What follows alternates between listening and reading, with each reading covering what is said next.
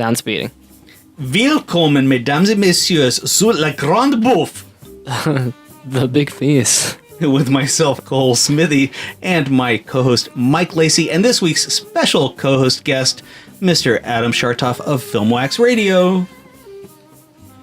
Oh, I'm not supposed to wave? Yeah, he's waving. It's just in time for the royal wedding. He's practicing. You have to forgive him. He's got a giant cast on his leg and crutches. That's not that's not a cast. I'm just glad to see you. I don't know.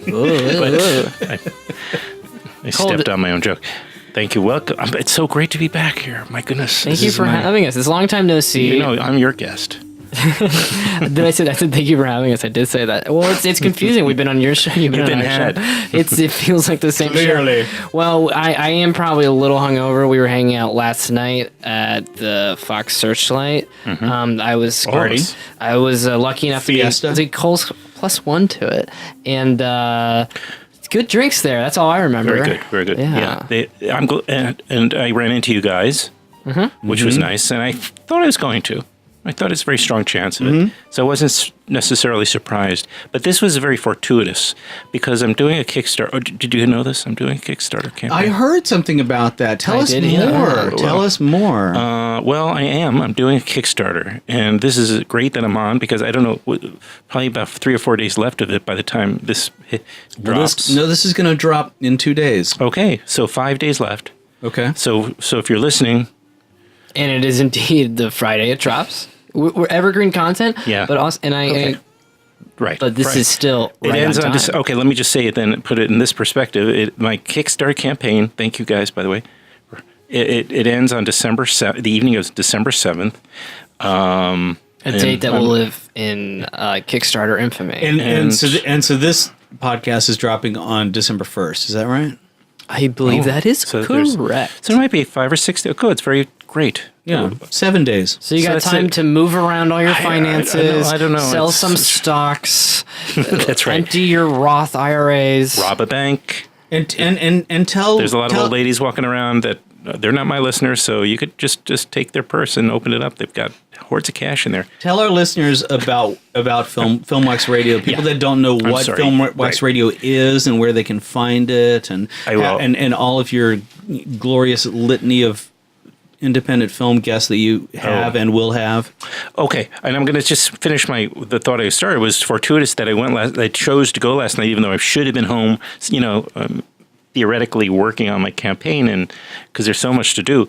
But I went and I run into Scott McCauley. Were you with me when I ran with? No. It was Kent Turner, who I was still talking with. And Scott McCauley, who's the editor of Filmmaker magazine, walked over and he said, "Hey, how's your campaign going?" And then he goes, "Write something up for me. We'll put it up." So I did. I wrote this thing and I sent it in. I was so exhausted from lack of sleep because of the party and everything that I wasn't. I'm going to try do it again after tonight. So and then today I did that panel that I told you about with Eric Cohn, Eric Cohn from IndieWire, and same thing. It just happened. I didn't even know he was on the panel, and it just so happens. And then he goes, "Yeah. I meant to. We're going to tweet it. IndieWire is going to tweet." Awesome. So I have all of a sudden 2 kind of major outlets in the indie film world. So we're number 1. Who's number 2 in the major? Sorry, let me step back from that. Can you edit that? 3 of my favorite. I am so tactless. I apologize. You guys are very kind to. I'll admit, IndieWire and Filmmaker magazine, they might have more daily active listeners than us. Just possibly. Not after and viewers, but not more faithful. We're gonna readers. I believe in that we are a brotherhood, and when I say brotherhood, I mean women and men, and anyone else, anyone in between. God, that's really horrible. You got to. No, you sound. You're campaigning now. You're using the correct pronouns or lack thereof in great way. No, I just want to say, as Millennial here, you're doing great. Okay, for all the people listening. There you go. No, but podcasters, we all need to back each other up. So, my podcast door, my studio door, which I'm hoping to create with a good amount of the funds that I raise in this campaign, or the idea is that it builds a studio. It will be open to you guys to visit, and other people, of course. So go to FilmWax Radio and you can .com, and you can find out all listeners can find out all about what I do. And the main thing, of course, is my podcast called FilmWax Radio. And I have on luminaries, people from the entire spectrum of film. Name drop. Greta Gerwig. Come on. Yeah, she's been on, but, a while. But, what's nice is that her cinematographer who did Ladybird, his name is Sam Levy. No kidding. Because we were talking about the names, Jewish names before. He asked to come on the podcast because he through a publicist, he's a fan. That's so nice to hear. That's amazing. So he's shot 2 Noah Baumbach films and the Ladybird for Greta Gerwig, and I'm like, I'm like, so happy to bring him on, and so it's an hour and 10-15 minute conversation with this guy. So that's not exactly a name, Sam Levy, but to me, that's an exciting guest, and I have so much to want to talk about. So yes, I will have on Noah Baumbach, or I'll have on.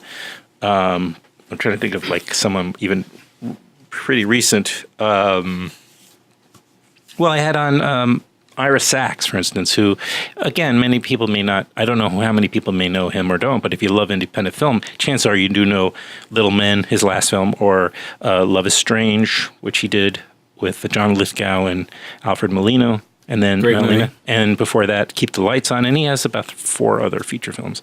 So we just did a long conversation, and that just went up the other day. I did one with Sheila Nevins, who is the president of HBO Documentaries.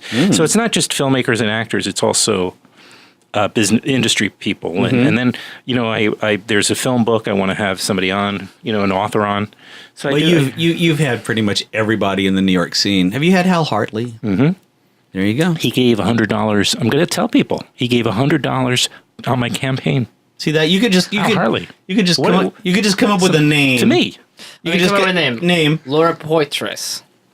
She gave money. She gave $250. I shouldn't be talking about this, but I'm drinking now. I heard it was actually Bitcoin, which is a great thing for you right now.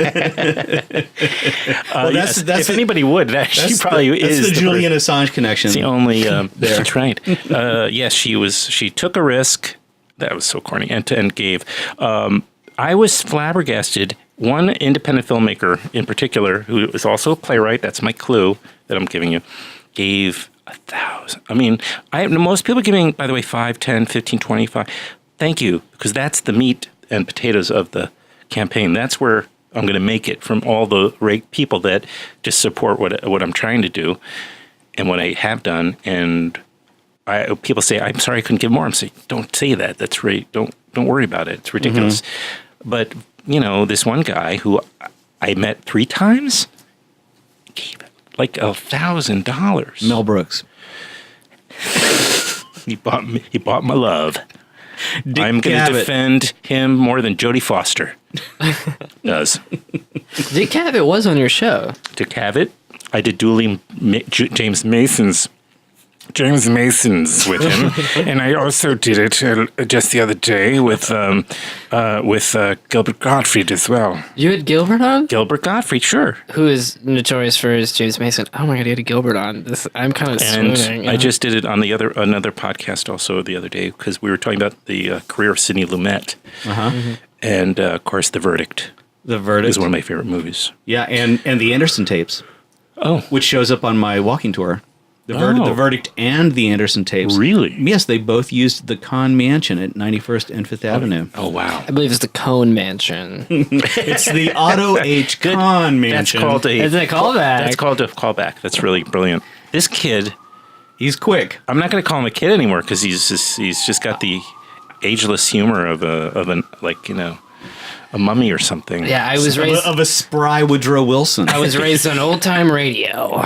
I had this weird box tapes. I don't know if you're familiar with them, and like yours truly, Johnny Dollar. So it makes you very undateable.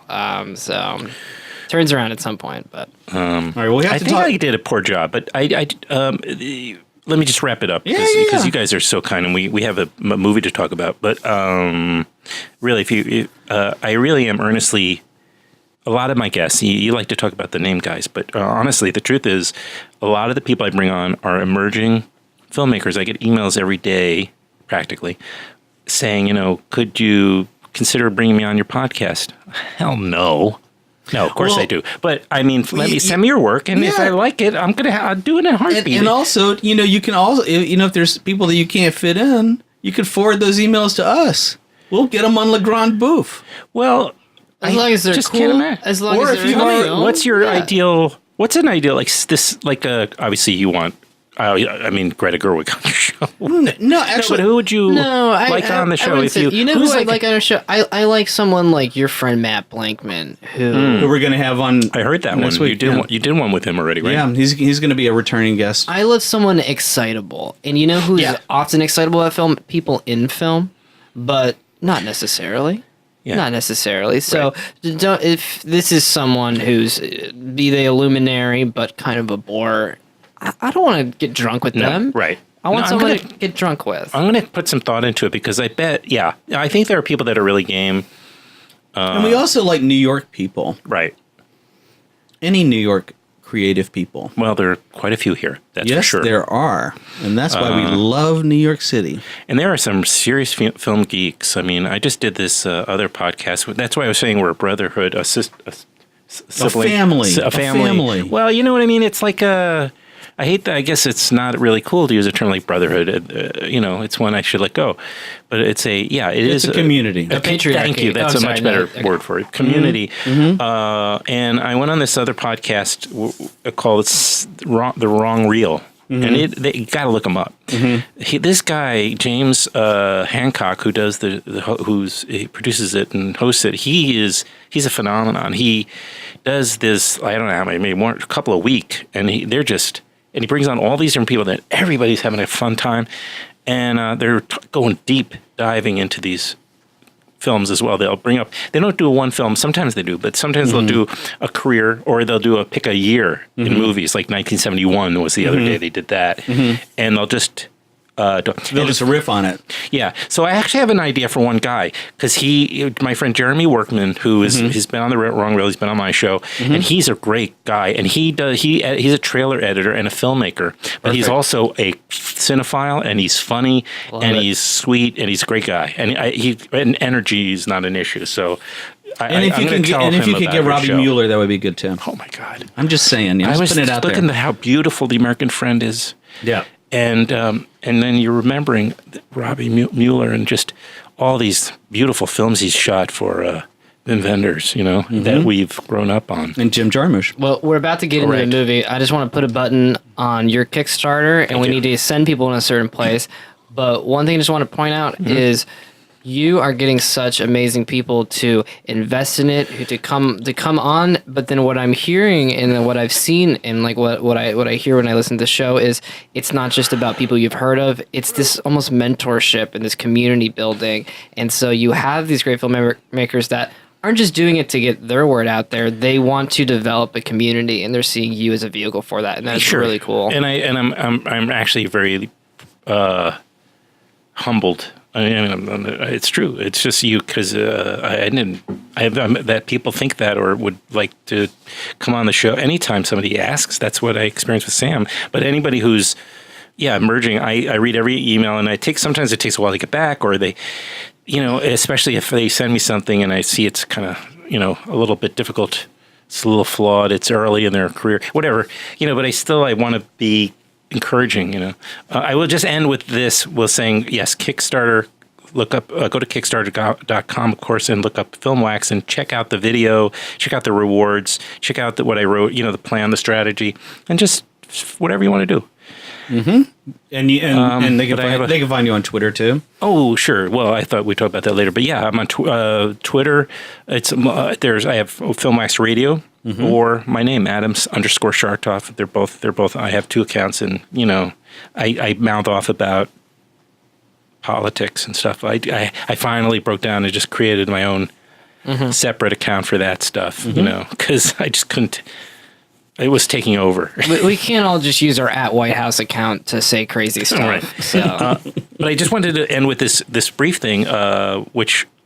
Because I get a lot of emails, like I said, and I'm busy at times. And I was getting ready to go South by Southwest 3 years ago, and right beforehand, I get an email from a typical through the website. So you know those because they're form. It's a specific form. And they come in.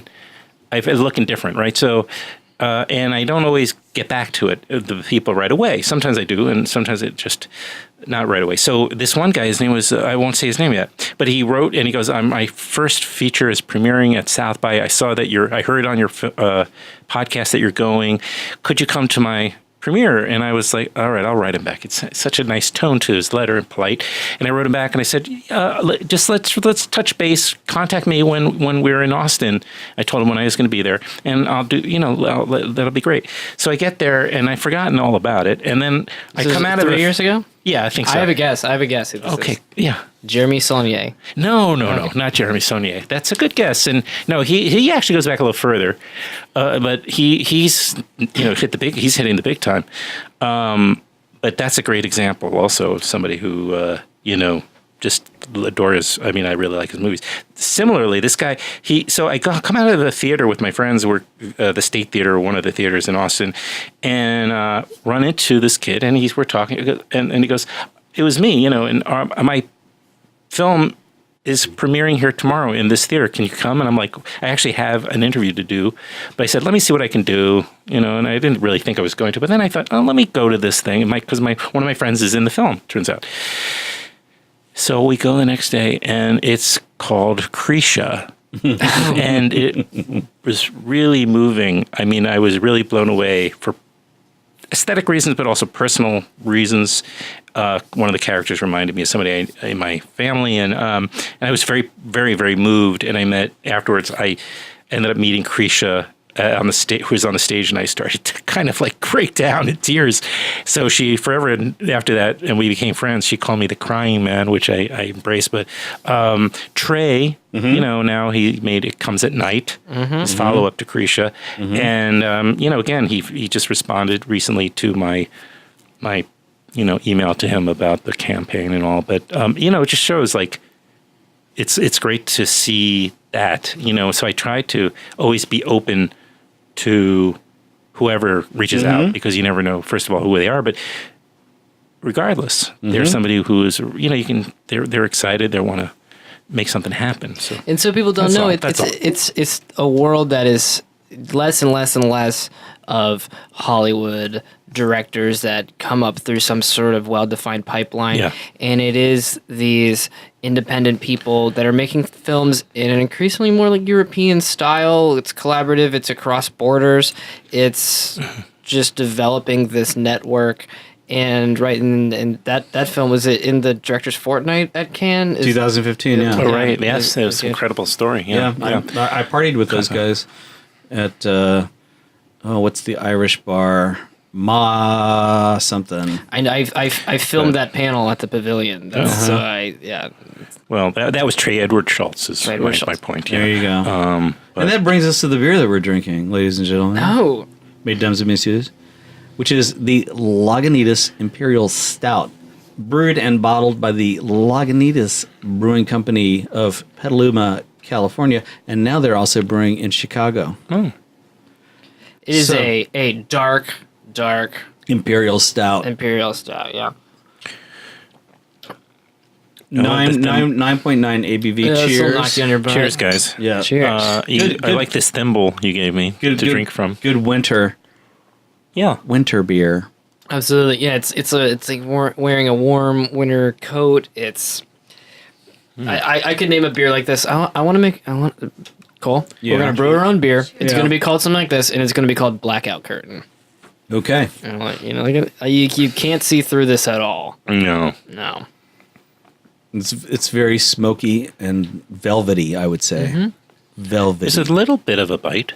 A little bit. Is that my It's pretty smooth. Is it? Does that bite come from hops? Is it? I don't think so. No. It could be more malty if they want it. If they're going for that bite to it. Do you know where that comes from? I don't know. I don't know. So we got to figure out how beer works. It's a little chocolatey. I've had 100 beers. I know how it works. We've had on a couple guys. I don't know how it works. No, you pour it in a glass and you drink it, man. Yeah, right. Here's how it works: is someone teaches me the different tastes, different, these different elements that come into it, and then I get wasted, and I have no idea what they taught me.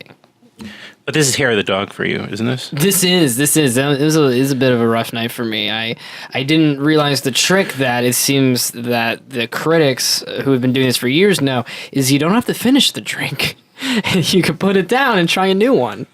Yeah, never heard that. Never finish your drink, and you'll do a lot better. Well, all right, so this brings us to Wim Wenders, and of course, Mr. Schartoff has chosen this week's film, which is it his fourth film? Oh boy, that he made. I'm not sure, but he was he was into his career. Sure, he made the trilogy. Well into his career before he made this movie, famous for his road movies. That led into this. Yeah, which are really all on FilmStruck. So, which is where I recently watched them all. We've covered one on the podcast so far, right? Wings of Desire. Oh, that's not one of his. No, but it's a trilogy. No, I'm sorry. Just a Wenders film. Yeah. What, you haven't done Paris, Texas? No, we have not covered Paris. Although I have written about Paris, Texas, and have made a video essay about that beautiful film. It's very on brand. We will someday, I'm sure. I'm sure it'll eventually make it onto your. But this one is a real movie lovers movie, and is a little foreshadowing of Quentin Tarantino, the way Quentin Tarantino brought pop culture and film culture into his movies. Wim Wenders does it here. In a great way, because all the baddies, all the gangsters are played by famous directors that all of them that were heroes. I don't know. You tell me. Recognize two. Well, we got Nicholas Ray. Right, Nicholas Ray, who's is he? He's not really he's a forger, right? Dennis Hopper, and he's a director. Easy Rider's not a movie. No, he's definitely director. Also the last movie, and he did Colors. That's from the soundtrack.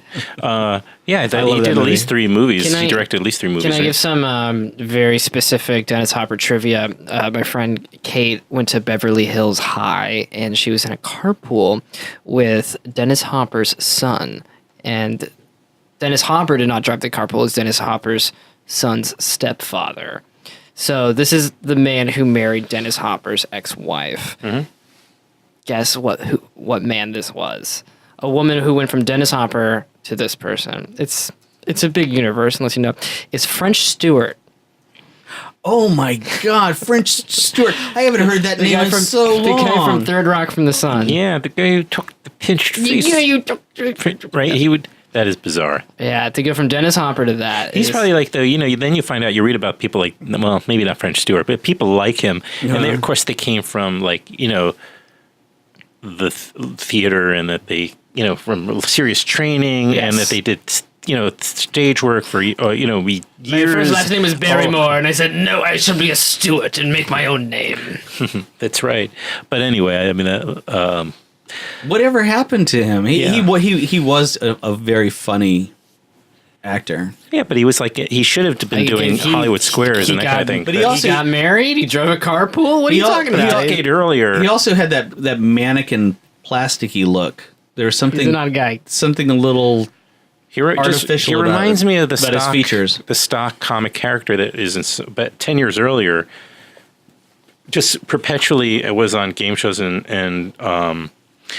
variety shows is just would appear, but that doesn't really exist anymore. No, it's a wonder he's not on Big Bang Theory as Sheldon's uncle or something. Yeah, there's so many series that you figured he'd wind up somewhere. If you're listening and you know where French Stewart is, or Stewart French. It's funny you say that. It's actually our spin-off podcast, What Happened to French Stewart, is premiering on the Panoply Network next week. Very good. Yeah, we're very excited. I think that's going to get big numbers. I think so. Well, if you're out there, French, come on the Grande Bouffe, because we have a French title to our podcast, and your first name is French. You just guaranteed he is not coming on our podcast. So sorry it derailed us, but yeah, so there's a lot of filmmakers in the movie. I hadn't realized that besides Dennis Hopper. Can you spell him out for me? Sam Fuller. Sam Fuller plays a mobster. That's true. Yes. Now, was there anybody else you recognized? That was a director? I didn't look. I think there's another filmmaker. Okay. I think the guy who Ripley meets with, isn't he also a filmmaker?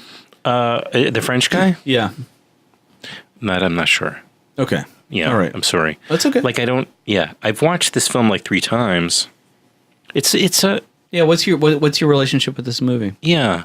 Well, I'm being a Wim Wenders fan. Well, somebody turned me on to it many years ago. Mm-hmm. A friend of mine who turned me on to quite a few films, actually, in the early 90s. And his name is Lucio. Mm-hmm. And he was like a Swiss-Italian guy for some reason who moved here. And, he, for some reason, turned me on to tons of cinema that had been out of my, purview. And so this was one of the films. And, it's not, I don't know, there's something about it, the way it takes a long time to kind of start. It's like a good hour in, maybe 45 minutes to an hour, till there's action. This is a murder. This would be described as a suspense thriller, but the rhythm of it, the pacing and also the characters, because you would I don't think that many people who've seen The Talented Mr. Ripley, for example, would see any connection between that and this. And there's a whole story about how with Patricia Highsmith, how Wim Wenders was really fond of her writing and wanted to have access to it, but everything had been snatched up, and he wrote a million letters to her, and she ignored him, and then finally somehow she arranged for him to come to her house and meet her, and I guess he won her over enough that she shared a couple of stories, and he somehow went back and drew things out of them and created this, in a piecemeal way, created this movie. So sorry, so this is based on the same source material as The Talented Mr. Ripley? In it, like the set of there's a few different stories. Yeah, there's 5, as far as I remember. There's 5 Ripley novels, and this was adapted. American Friend is adapted. They're not. It's called like every one of the titles, by the way, has the name Ripley in it. But most of the movie adaptations have not had the name Ripley in it. I mean, The Talented Mr. Ripley being an exception, obviously. But I forget which is which. But there was like Ripley's Game, Ripley, what I forget. But The American Friend is adapted from one of those. So and Purple Noon, the French film starring Alain Delon. That's also fairly well regarded. That's a Ripley one. Yeah, I've seen it, and it's great. But I saw it a long time ago. So in response to your question about Gerard Blaine is the actor and director's name, and indeed he is a filmmaker. Okay. Yeah. So my understanding was that he cast the gangsters with directors, with filmmakers that he was fond of. It's a very Tarantino move. Like half the cast of Inglourious Bastards are directors, and also the way that he plays with pop music, the Kinks. There's a Kinks record that plays, and great stories about Dennis Hopper coming off of filming Apocalypse Now and shows up at the airport with 5 cameras dangling around his neck, stoned out of his mind. Didn't even recognize. He's just wearing wardrobe from the movie. He was still in character, and didn't even recognize Wenders at the airport because he was so stoned. And somehow Wenders has got to get this guy. He doesn't know any of his lines. Got to get this guy up to speed. And of course, complete clash of personality with Bruno Ganz, who had really only done theater, who was a theater actor, and Wim Wenders was just had seen him in tons of theater and really wanted him, and we had to win him over to convince him to do this movie. And there was a horrible clash between Hopper and Ganz, and it led to fisticuffs, and it was ugly. It's hard it was to imagine bad. Bruno Ganz. And Wenders was really worried about the acting styles because their acting styles were a complete clash and not working at all, and also their idea for how to shoot the movie with Robbie Mueller, the cinematographer. They wanted to do it in this very stylized way. a la a Hopper painting, and different Hopper, yeah, Edward Hopper, and very different Hopper, and they had to reject it. They had to throw it all away and start over from scratch. And so there was a steep learning curve for everyone in this movie. Well, I will say this movie is not going to be for everybody. They're going to wonder. The people like faster paced. More there's action, but it's also the intentionality is very confusing because this relationship that develops between Dennis Hopper and Bruno Ganz is strange. The friendship with the American friend, there is a undeniable is weird. Well, you're calling. We can just say what it is. There's an homoerotic tension there. I mean, and also, I believe so, and also I think, but it's a beautiful. Ripley's queer, right? That's the right? I don't know if this film explores that at all. Right. But he does look at the source. He does go to the source material, right? Is that canon in it that Tom Ripley is gay? Is that in the source material?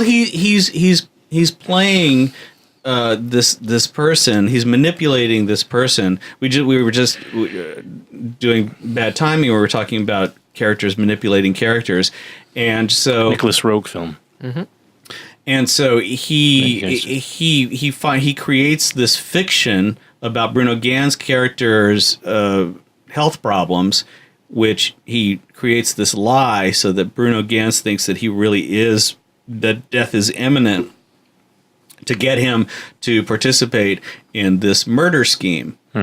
And so, Ripley's game, as it were, in this case, is to draw Bruno Ganz into this assassination plot. Yeah, the plot in terms of that was confusing to me. It's very confusing. My takeaway was a bit because we haven't really stated what the story is. The story is. So I'm going to do that please go see it. Read the IMDb if not for whatever reason. But I'll say is we see someone who is ill in a certain way, whose doctor is telling him he doesn't need to worry tremendously, but then is very quickly convinced by strangers that he's actually sicker than he is. And I saw a bit of for lack of a better word, a Breaking Bad thing happening here, except he saw an opportunity to explore a part of himself and to live a life that he could justify by being on death's door and needing to make all of this money. And I saw him attempting to justify going into this rather than actually being convinced by this very bizarre, clearly fake second opinion that he gets in Paris. It's so obvious that he's being fooled. It's hard to believe that this character who seems very intelligent and patient and collected would be tricked by this. It's kind of bizarre. What's happening. He's a picture framer. And an art restorer too. He used to be. Bruno He's too Ganz' sick character. now. He's too sick now. So now he's reduced to just framing. This is Bruno Ganz. The great Bruno Ganz, the wonderful who worked John Zimmerman with Werner Herzog in Nosferatu. It's great in that, and of course the always repeated downfall, which has led to many satirical YouTube episodes of Bruno Ganz playing Adolf Hitler. Oh, right. And he's is that Ganz? Downfall. It's called Downfall. Yeah, that's an amazing clip where he's screaming and they're talking to him and people just put fake subtitles for whatever current event thing is happening, and it's Hitler freaking out. He's like, "What do you mean girls are making video games? That can't be." Yeah, so 10 people are creating new memes with that material as we do this podcast. Well, that's a great film. He also was in, of course, Wings of Desire. Maybe that people know from that. He was the primary character in that. Protagonist, opposite Peter Falk. What year did Wings of Desire come out? 87? 88? Let's find out. I would have thought. I'm going to guess 88.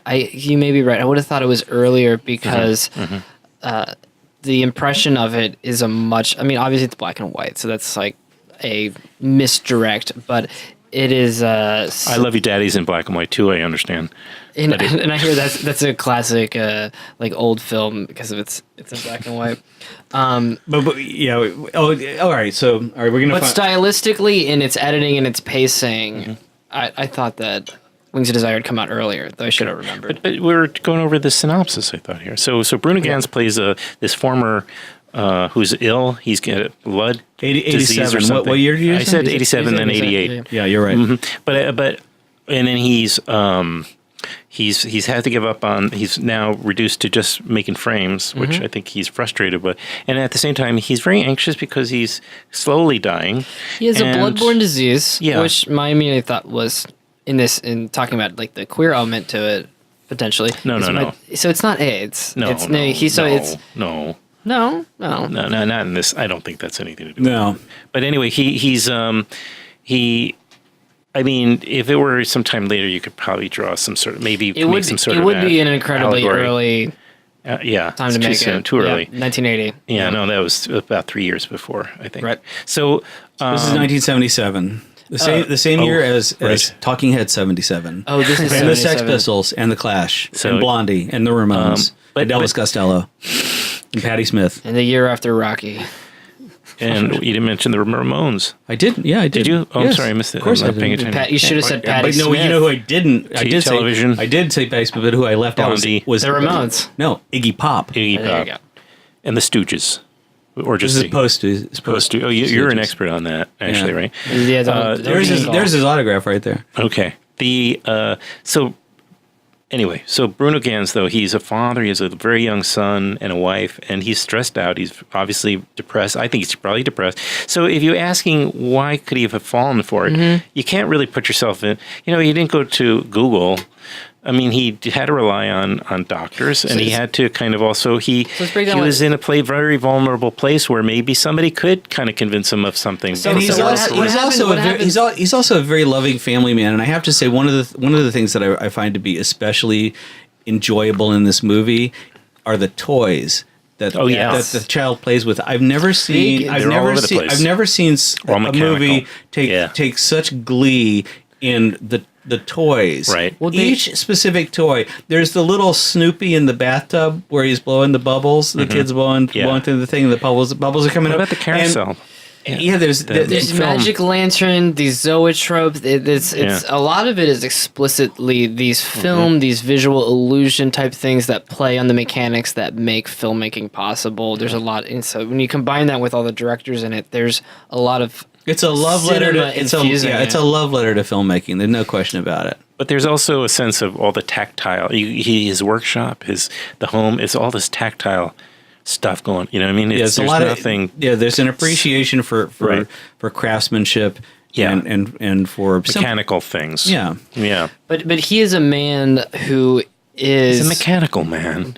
He's a mechanical man who until he smashes that window frame is in a very familiar narrative structure is pushed to a point of need, and essentially the art forgery mob tell me if I see mob here, he's approached by underworld figures and asked to commit a murder. Well, not being any sort he's of being paid. No, what happens is though a lot of money. Yeah. Ripley is approached, right? Mm-hmm. But Ripley doesn't want to get involved in murder because he's got his own problems. And he's got his standards or whatever. So Ripley realizes that he hasn't quite bonded yet with John Zimmerman, who's the character, right? So he's saying this guy's dying. He may want to leave some money for his family. So he's the guy who you want to talk to because he could probably be manipulated into taking care of these jobs. These basically assassinating a couple of people.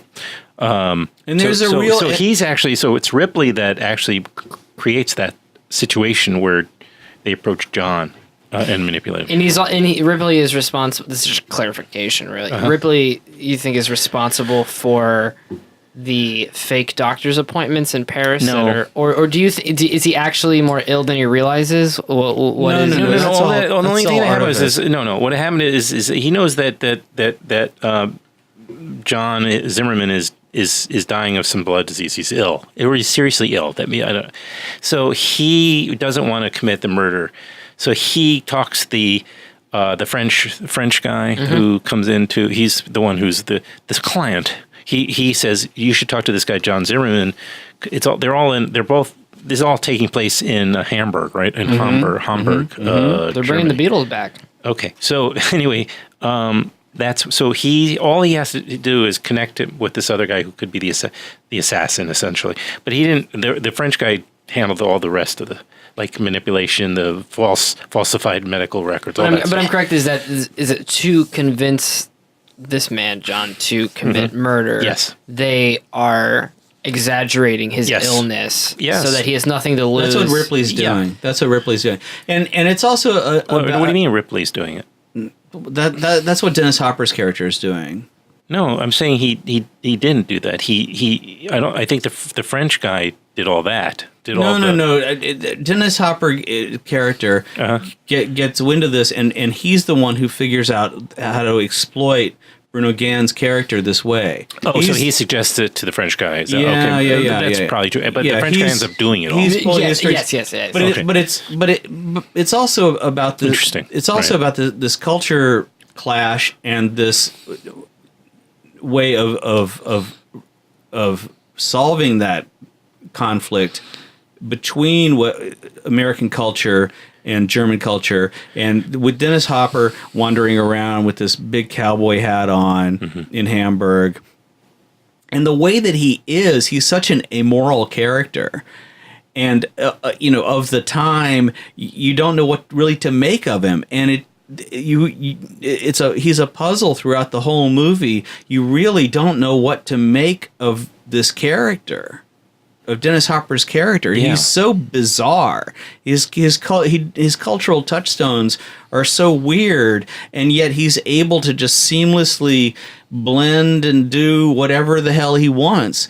And so you're talking about it, the setup of the movie and the pacing of the movie and how foreign everything seems. And I think that's something coming off of the road movies that Wenders did. With this movie, he's really playing with that fascination of the foreign and the way that he works with when characters are speaking in German to each other and when they're speaking in English.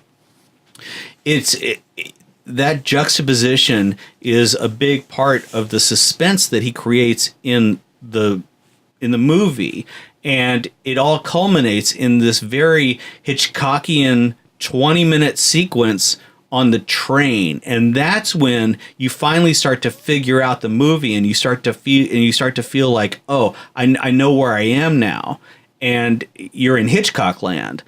And so for me, that's that was the experience that I had watching it, because I've seen it before. It's been a long time since I've seen it.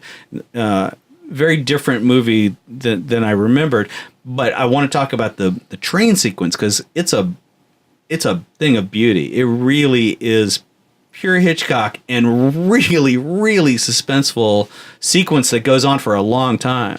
What's made it suspenseful for me is that it feels like this is a regular person being involved in a double homicide at 80 miles per hour, making the kinds of mistakes and having the anxieties that any of us would. And you realize that the stakes are so much higher there than when it's like Ethan Hunt from Mission Impossible, this sort of weird sociopath who can rappel from the sky.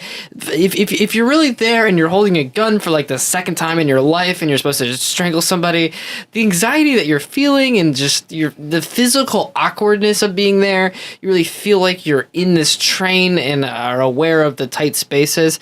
That raises the stakes in this way that a traditional action movie, which was coming to its being, I think, after this movie, really. But one of those movies has no sort of weight, where this made me very nervous. Well, and Robbie Mueller had to create this whole way of filming these backgrounds for this train, and they throw somebody off the train, and Ripley almost falls out at one point. Remember that? Is it rear projection? What He created these. I can't remember what they're called. They have a specific name that if he had been able to patent them, he would have made millions off of them.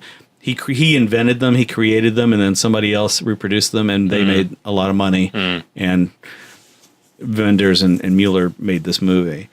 And so the proof is in the pudding of the movie. But is it a physical background that's swooping by? Is it a green screen effect or something? He had to create these backgrounds this way. I can't remember there's a name for the thing. The thing that he is. You really had the sensation you're going very fast. It seemed when they it's said very later, believable. When they said later it was 80 miles an hour, I thought, I was like, no, it must have been like 200. Like that was really fast. And also they used a lot of filming with fluorescent lighting, which had never been done before. And the scene when the gangster and Ripley are playing pool in the all of a sudden it goes like green in Ripley's mansion. Yeah. Oh yeah, there it is.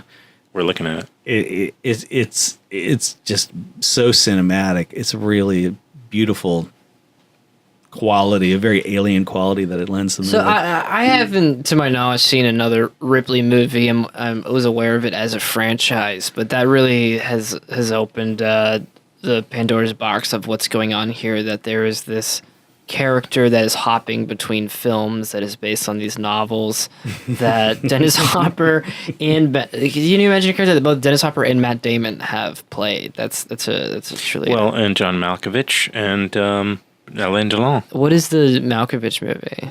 I've forgotten, but it's an interesting film. I think it's a remake. I think it's the same from the same source as Talented Mr. Ripley, but I could be mistaken. But I think I'm right. I don't remember what it's called. It was shot in Europe, and it's a European production, but plays an American character. But what an interesting... I always meant to say at the beginning, what a terrible title, but maybe in German it works better. The story is originally it was called Framed. That was the original. A good name. That was the original title. Yeah, it's a little corny, but I like it. And for some reason, Wenders wasn't happy with it, and Dennis Hopper was the one who came up with calling it The American Friend, and somehow that convinced Wenders that that's what he should. And it's a very Hitchcockian title. It is very Hitchcockian. It's very Hitchcock. Is he framed though? He does it. It's interesting to me how quickly the character is led to. Well, I love to kill somebody. I love what a bozo he is, because the gangster gives him the standard operating procedure. Shoot the guy and then just act cool. Walk away slow. He does the opposite. It is almost a comedic. It's played for laughs essentially, because you're talking about the scene in the subway, in the metro, and it's all caught on CCTV, which I think is also adds to the suspensefulness of it. And it's a little shocking when you see it, because you think, wait a minute, they had all that stuff back then. Oh yeah, and in so the 70s. Yeah, that's really cool. But it doesn't play into the plot. It's there. You're not really describing it really great, because what you're seeing is it's almost like that scene in French Connection where the guy from the roof who tried to kill help me out here, who tried to help me kill Gene Hackman's character, Sonny Grasso, whatever. Anyway, so he, remember that scene? He's driving under the elevated. Yeah. Finally catches up and he shoots him in the back as he's running up the steps. Running up the stairs of the subway. Yeah. This is similar. Almost reminding me of that. Of course, this was a couple of years later, a few years later. So, but he's the in this case the object. They're on an escalator. His hit is going up an escalator, and John Zimmerman, Bruno Ganz, shoots him in the back, and has to run. And then he runs down down the up escalator. By the way, he's bleeding from the head. He looks like a mess. He's a complete mess. Everyone in the train will remember him. Oh, the bleeding guy. Yeah. How much attention he could bring to himself, and then he's running down. And as you said, all the monitors are on him, but we see the point of the perspective is from in the room where all the monitors are. So we're looking at monitors. We're not looking at we're not looking at him. Right. So it's just all what you assume will later be watched by somebody.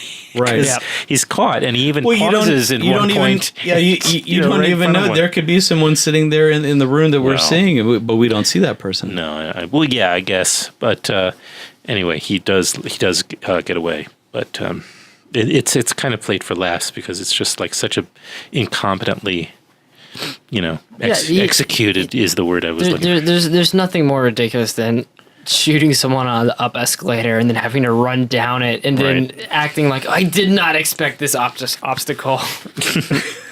Only to be caught on like 6 cameras. Yeah. What an amateur, I tell you. What an amateur. And the movie there are the acts of violence that occur. One thing that I appreciated about it, and this is in line with that, is how the violence that occurs is brutal and shocking, and you feel it. You really feel it. There's another scene where a character gets pulled off of it's maybe a 5 or 6 foot high wall and falls and hits his head, and that's it. He's going to die because he. Well, what about Sam Fuller? He falls down like. Yeah. I mean, I don't want to give everything away, but he also dies a fairly violent death, and you feel it, even though you assume it's not Sam Fuller falling, but somebody went down a bunch of steps.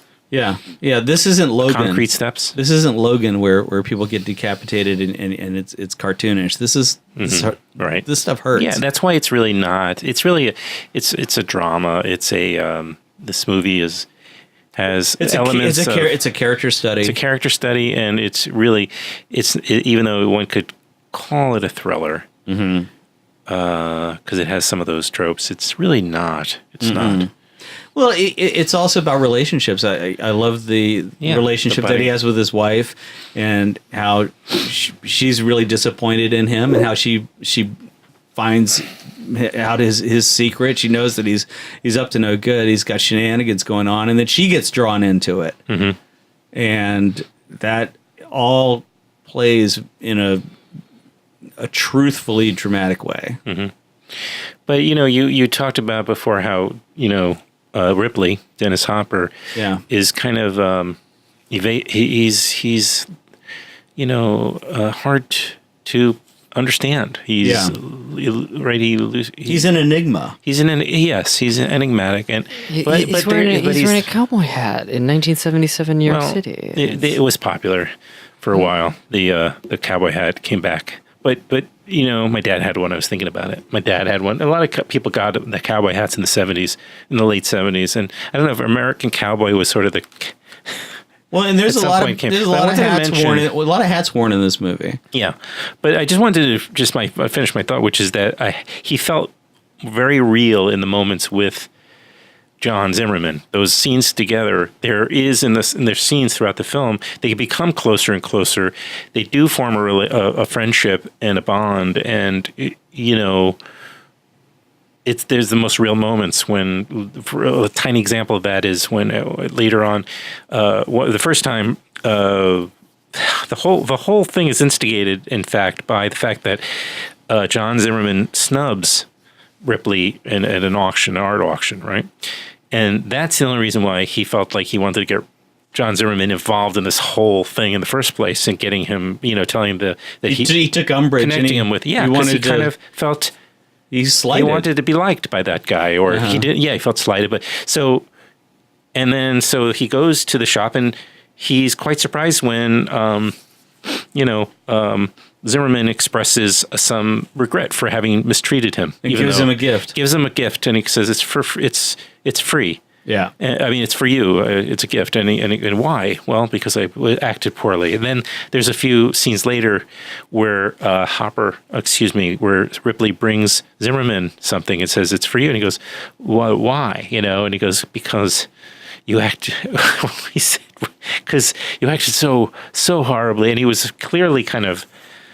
Improvising a little bit, it seemed, almost with learning how to be human, how to relate. This distance between people. This is what I felt. I just felt in those moments that the Ripley character was the most human, and because he is so enigmatic through most of the time. Yeah, it's from this want to say like meta reading of the film that I have about understanding this character. I want to project on him to be some sort of sociopath, but honestly, he feels like the moral weight. He feels like the human center of the film in a certain way. You're talking about Tom Ripley? Is that who you're talking about? That is who I'm talking about. But that is who I'm talking about.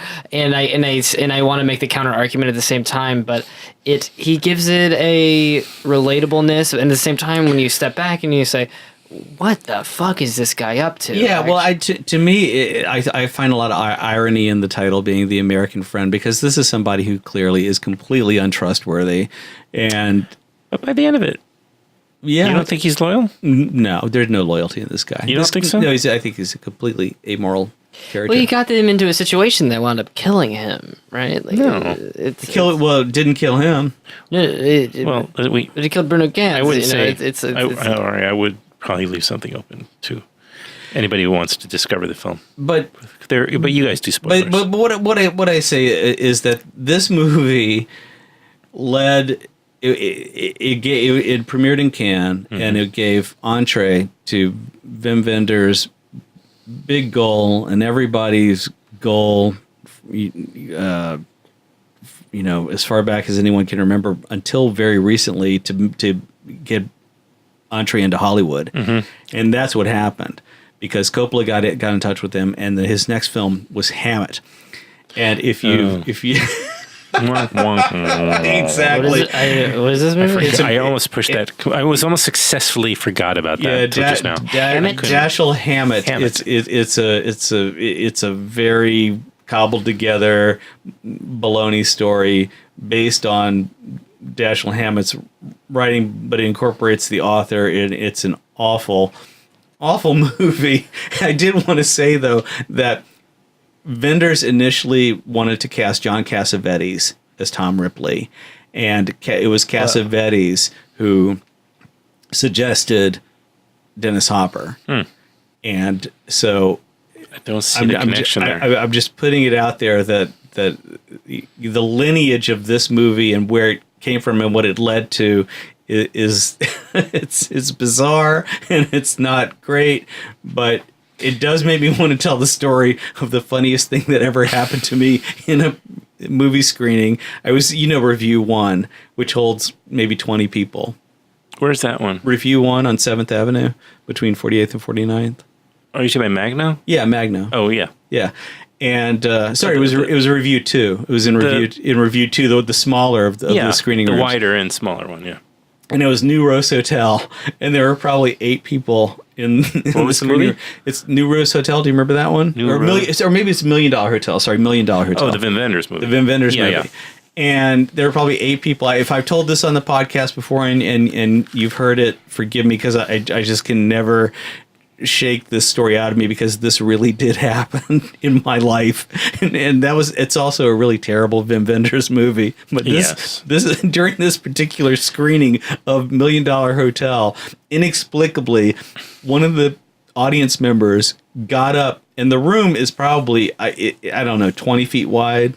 It's small, 25 feet wide, and they ran from the far left side of there's only 4 rows of seats, and they ran from the far left side of the cinema at full tilt into the wall of the right side. Inexplicably, they ran into the wall and fell on the floor and hurt themselves. Oh my God. And then left in the middle of the movie. It's the most bizarre thing that I've ever seen happen in any movie. Well, in any screening. Ironically, they had the best experience of everybody in the theater. But yeah.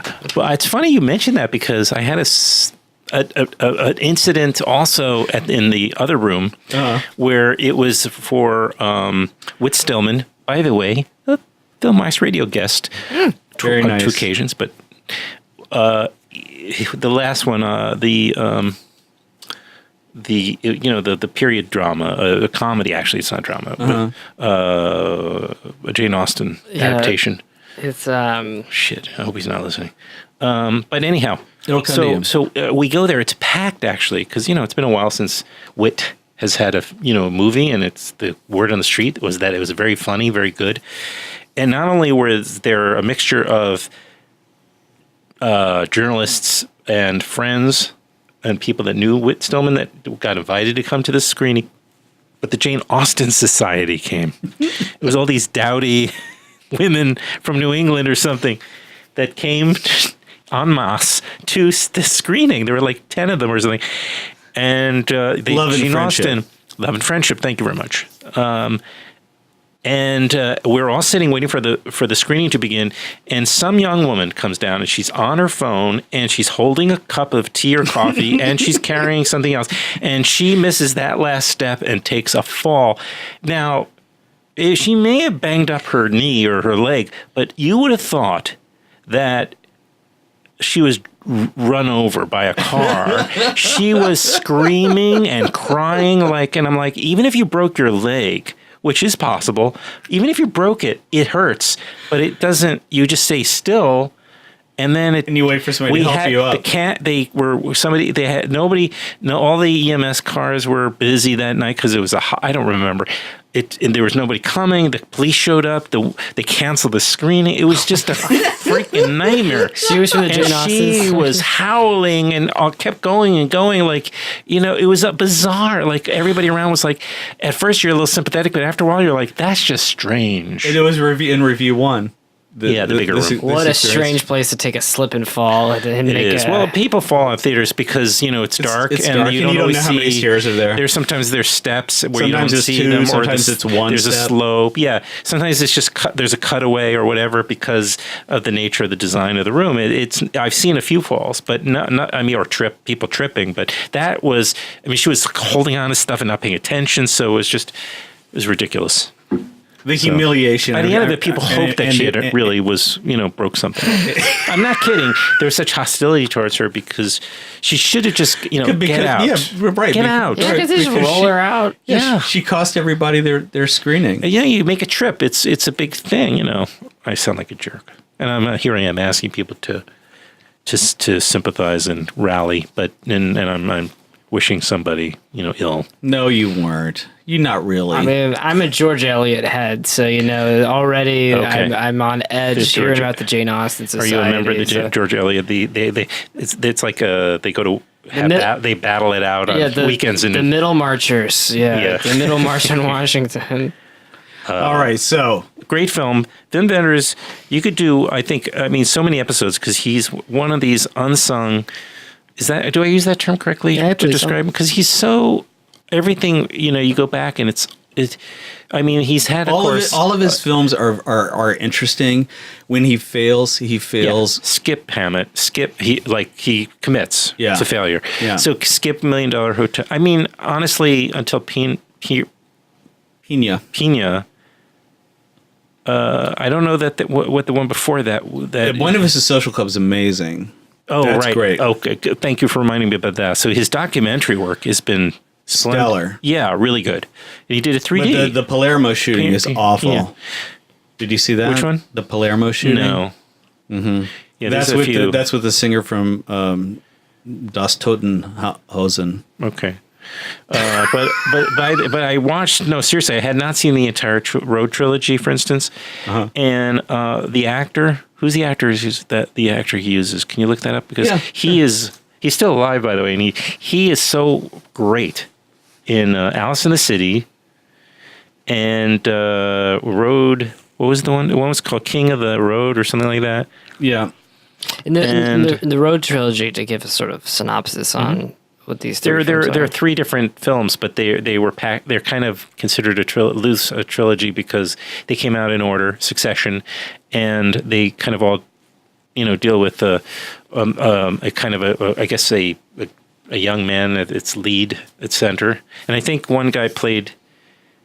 And they were sort of like saying it was basically the same guy, but it wasn't. He's same actor, but he played different characters. So there's Alice in the Cities. Wrong Move and Kings of the Road. Kings of the Road. And they're all very, slow. And those are his third, fourth, and fifth films consecutively. Mm-hmm. People should check those out. They should check out, of course, The American Friend. And they should check out, if you haven't seen Paris, Texas, you got to go see that. That's a great film. And, of course, Wings of Desire, and there is a sequel to it, but I don't think it was very good. Yeah, it wasn't a total failure. Like it was not good, but it wasn't. You shouldn't have done that one. I'm sorry. And of course, Paris, Texas. Yeah, I mentioned it. Was the Harry Dean Stanton's breakout role at the late age. I believe he was 54 when Harry's finally found his groove. Right, he had a major comeback as he had been usually a supporting character in many westerns and dramas. And then after the studio system fell, he had a little part in Two-Lane Blacktop. Mm-hmm. Yeah, he'd pop up. But I was going to say, after the studio kind of stopped, ended the studio as we know it, the Hollywood and the old system ended, he was sort of probably, just not hired very much. And so it took a while for him to kind of... Rudiger Vogler. Yeah, that's the guy. Is the name that you're he's a fantastic actor. Yeah. From the Red movies. From the Road movie trilogy. Yeah, he's fantastic. Yeah, what terrific, a great terrific.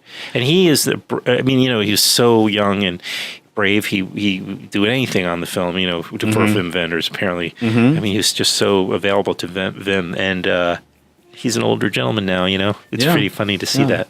But he's still acting. All right, so we want to give you all of our listeners, one more little nudge in the direction of FilmWax Radio. And if you can pitch in any money that you can possibly afford, $5, $10, $20 or more, if you got to, if you want to listen to the show, subscribe to the show, like you subscribe to Les Grande Bouffe, and then write the rating and all those things help. Or just share if you go to the campaign and you don't have any money, you're stressed out. I get it. Then if you can't, then just if you share it, it's on Kickstarter, FilmWax Radio. Yeah, thank you. Yeah, thank you so much for coming on our show, Mr. Schartoff. We look forward to having you on again, and thanks for suggesting this very fascinating movie by Wim Wenders. Thank you, guys. Thanks. Thank you.